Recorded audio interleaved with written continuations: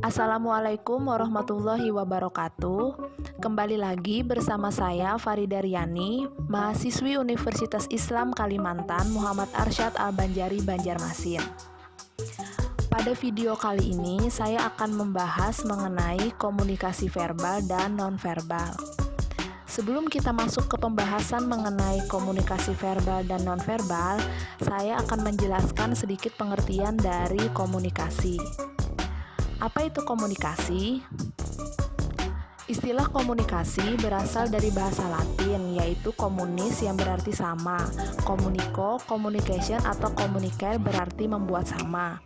Jadi, komunikasi dapat terjadi apabila adanya pemahaman yang sama antara penyampai pesan dan penerima pesan.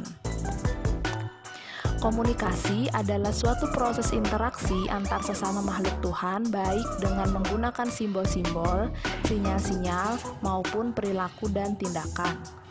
Komunikasi merupakan hal mendasar bagi kehidupan setiap manusia, baik itu manusia sebagai individu maupun sebagai makhluk sosial.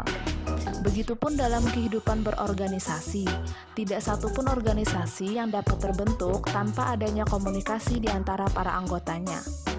Fungsi komunikasi adalah untuk menyampaikan apa yang ada di dalam benak, pikirannya, atau perasaan hatinya kepada orang lain, baik secara langsung ataupun tidak langsung. Komunikasi mempunyai arti penting dan banyak kegunaan di dalam kehidupan manusia. Komunikasi dibedakan menjadi dua bentuk.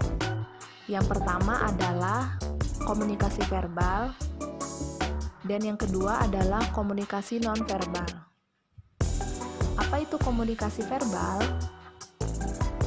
Dalam buku Ilmu Komunikasi Suatu Pengantar, karya Profesor Dedi Mulyana, MA, PhD, beliau menyatakan bahwa komunikasi verbal adalah komunikasi yang menggunakan perangkat simbol dengan aturan untuk mengkombinasikan simbol-simbol tersebut yang digunakan dan dipahami suatu komunitas.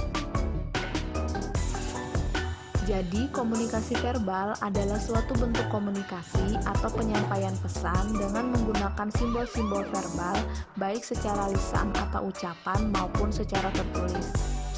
Maksudnya adalah kita dalam penyampaian suatu informasi atau hal-hal kepada orang lain dilakukan secara lisan yang berarti ucapan ataupun secara tertulis. Beberapa contoh dari komunikasi verbal yang pertama adalah melakukan presentasi, seperti mempresentasikan hasil kerja kepada atasan atau mempresentasikan makalah dalam sebuah seminar. Melakukan wawancara, berpidato di sebuah forum, melakukan suatu diskusi, menelepon,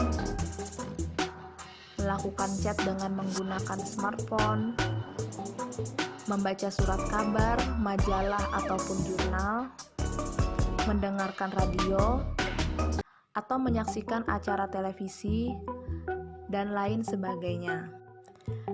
Apa itu komunikasi nonverbal? Salah satu ilmuwan komunikasi Indonesia, Hujana, mendefinisikan komunikasi nonverbal sebagai suatu proses penciptaan dan pertukaran pesan yang tidak menggunakan kata-kata, seperti komunikasi yang menggunakan gerakan tubuh, sikap, kontak mata, ekspresi muka, kedekatan jarak, dan juga sentuhan.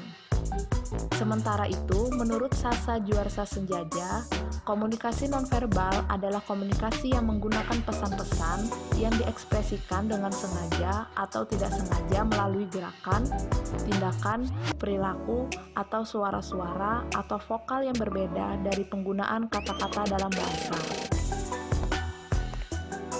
Dari beberapa pendapat para ahli dapat disimpulkan, komunikasi nonverbal adalah suatu bentuk komunikasi yang disampaikan secara sengaja atau tidak sengaja, tidak menggunakan kata-kata, melainkan menggunakan seperti gerakan tubuh, sikap, kontak mata, ekspresi muka, sentuhan, atau perilaku. Dalam kehidupan nyata, komunikasi nonverbal jauh lebih banyak dipakai daripada komunikasi verbal.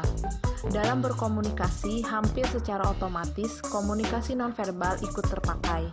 Karena itu, komunikasi nonverbal bersifat tetap dan selalu ada.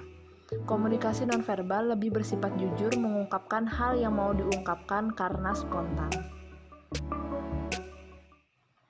Komunikasi nonverbal merupakan komunikasi yang paling sering dilakukan orang untuk melengkapi komunikasi verbal. Komunikasi nonverbal banyak kita dijumpai di kehidupan kita.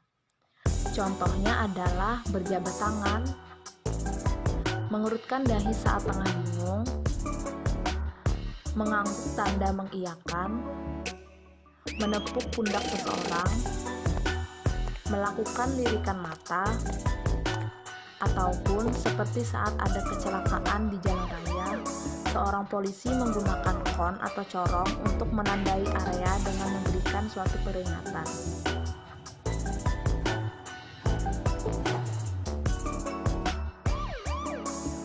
Oke, itu tadi pembahasan mengenai komunikasi verbal dan nonverbal. Semoga pembahasan ini memberikan manfaat bagi kalian. Sekian, wassalamualaikum warahmatullahi wabarakatuh.